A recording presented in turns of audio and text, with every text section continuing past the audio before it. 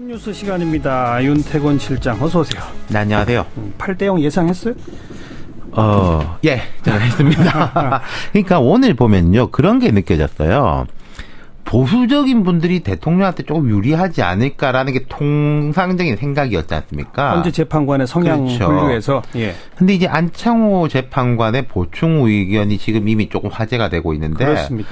보수적이기 때문에 더 엄정했던 거예요. 네. 대통령의 책무라든지 뭐 헌법 수호에 대한 것들. 그렇죠. 예. 보수적인 분들이 오히려 공동체에 대해 가지고 더 중시하는 면이 있지 않습니까? 네. 진보적인 분들은 어떻게 보면 뭐 무죄 추정의 원칙이라든지 절차적인 문제를 중시하는 게 있기 때문에 요 퇴임한 박한철 전 소장도 그렇고 오늘 안창호 재판관도 그렇고 두 분 다 검사 출신이거든요. 예. 훨씬 더 엄정하다는 게 느껴졌어요. 네.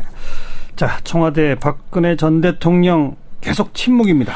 그렇죠. 한 1시간 전쯤에 입장이 나온 게 오늘 입장 안 낸다라는 게 입장입니다. 그렇죠. 그리고 관저도 못 비운다. 예. 삼성동 집이 준비가 안 돼 있다. 그렇죠. 하는 건데 제가 조금 의아스러운 게 이게 집이 준비가 안 돼 있다고 하면은 무슨 청소가 잘 안 돼 있다 그러면 내일 들어가면 되는 거잖아요. 예.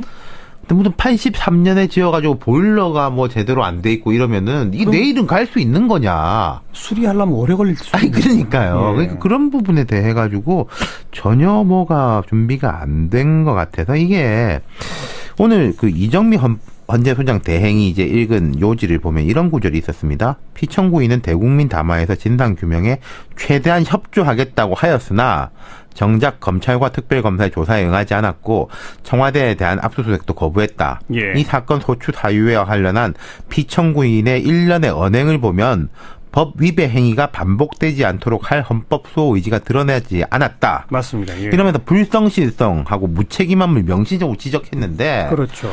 이게 11시 21분에 발효가 됐습니다. 네. 대통령에 대한 파면 효력이. 지금 5시 45분이니까 오후 6시간 20분 정도 지냈는데 전 최소한 예를 들어 대통령이 내일 나가겠다. 예. 그리고 지금 뭐 대통령 지지하는 분들이 많이 다치고 뭐 이러고 있지 않습니까? 그러니까요. 이런 부분에 대한 뭔가 말씀이 있어야지 네. 여기 지적한 사항에 대해 가지고 그나마 이제 좀 받아들이는 거라고 보는데 전혀 그렇지가 않다는 거죠. 답답합니다. 예. 전혀 인용되리라는 예상을 전혀 못해서 정말 너무나 큰 충격에 사로잡혔다. 이거밖에는 이해할 길이 그러니까 없는데. 저희가 상식적으로는 좀 납득이 안 되지만 실제로 그랬다는 겁니다. 그래요. 그러니까 오늘 여러 보도들을 보면은 이런 관계자 발로 이런 보도가 있었습니다. 청와대 안은 바깥하고 온도 차이가 크다. 이거 오늘 아침 기사예요. 그러니까 대통령 앞에서 누구도 인용 가능성에 대해서 말할 수 있는 분위기가 아니다. 탄핵이 인용될 거라고 생각해서 무슨 준비를 하겠냐. 네. 이런 기사들이 있었는데 아무도 입도 뻥끗 못했다. 그게 맞는 거예요. 지금 상황을 보면은. 예. 참 그러니까 뭐 어제쯤부터 약간 비서진들이 시나리오에 대해서 조금 준비를 해야 되지 않겠냐라는 이제 건의를 했는데 대통령이 한번 지켜보시죠.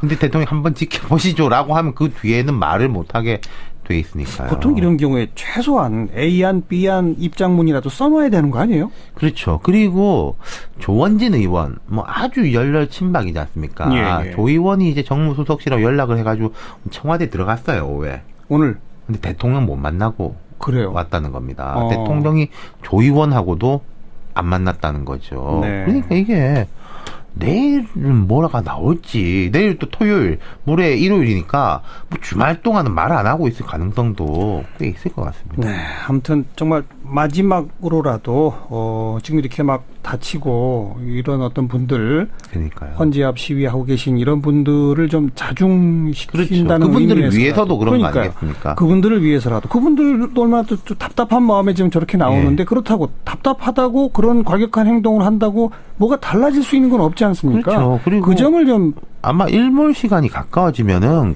경찰의 대응도 좀 강경해질 수밖에 없을 겁니다.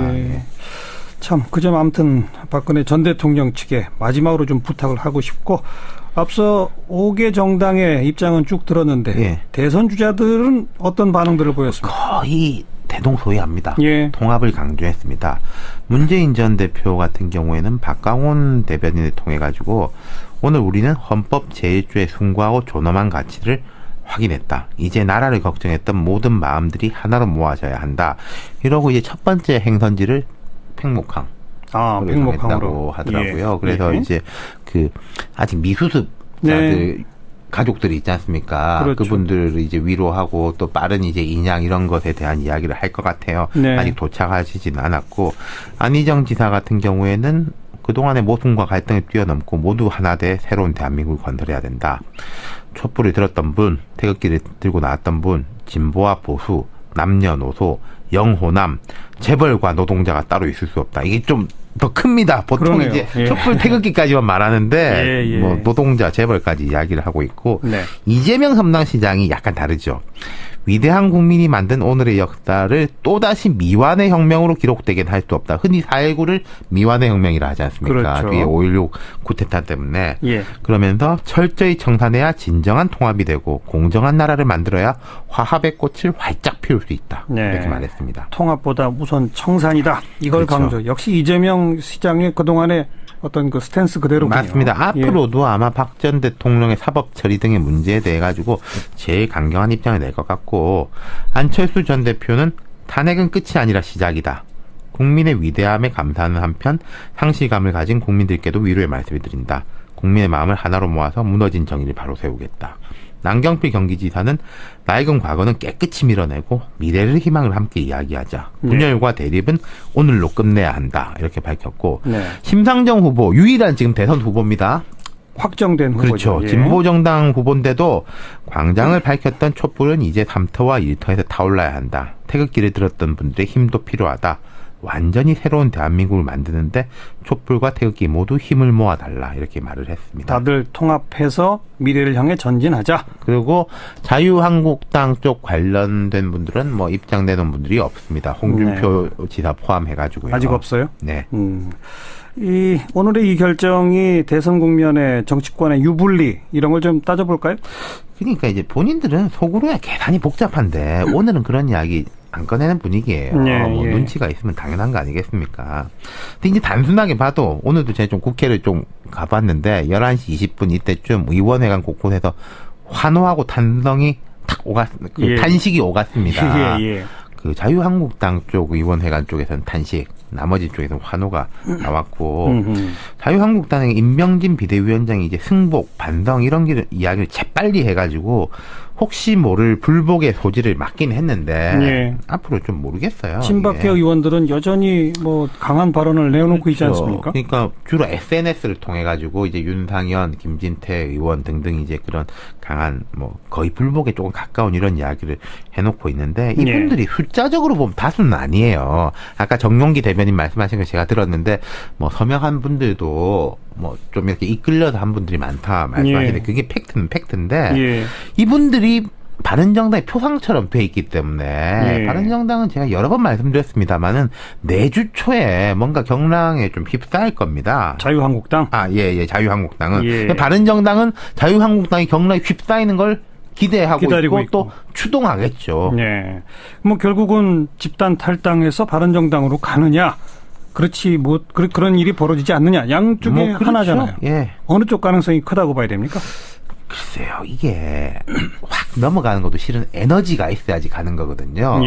에너지가 없으면 보통 현상 유지에 대한 에너지가 큽니다. 근데 이게 제 생각에는 계속 현상 유지가 되기는 어려울 것 같다는 생각이 들어요. 뭐 홍준표 지사가 재빨리 출마 선언을 한다든지 황교안 권한대행이 뭐 월요일이라도 사퇴하고 나온다면은 조금 모르겠습니다만은 그러기도 쉽지 않아 보이고요. 그러니까 이대로 있을 수는 없고 그렇다고 나가서 바른정당에 간다고 무슨 뾰족할 수가 있을 것 같지 않고 고민이 깊어지겠군요. 그렇습니다.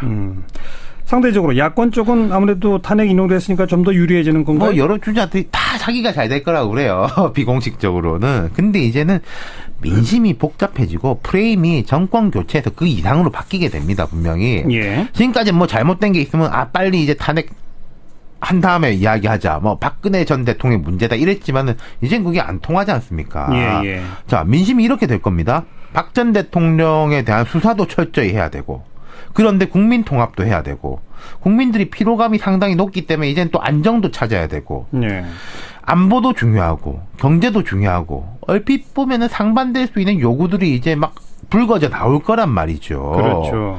그게 이제 더 이상 누릴 수가 없게 되는 거 아니겠습니까? 박 전 대통령에 대한 탄핵 심판에 대한 것으로. 예, 예. 근데 이제 이런 민심에 누가 좀 부응을 할 수 있느냐. 그리고 지금까지는 분명히 시민들이 리드를 하고 정치인은 사실은 따라가는 형국이었거든요.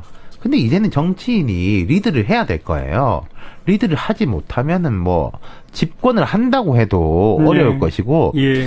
참 이런 면에서 보면 흥미로운 게 제가 볼 때 그 방향으로 국민들이 리드 따라갈지는 모르겠습니다만은 어쨌든 치고 나오는 사람은 김종인 전 대표라는 게 참 또 흥미로운 대목이긴 합니다. 예.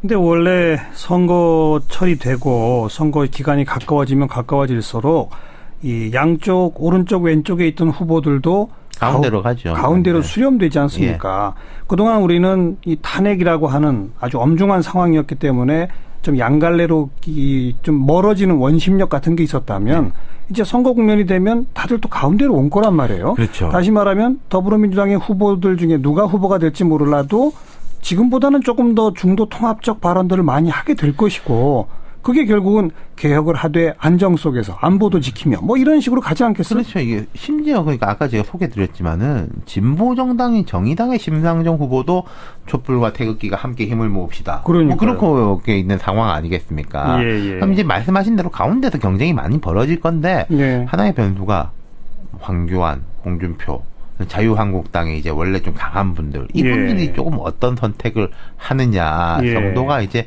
변수일 수가 있겠죠. 홍준표 지사는 지금까지 최근 행보로 봐서는 나올 뜻이 있어 보이죠?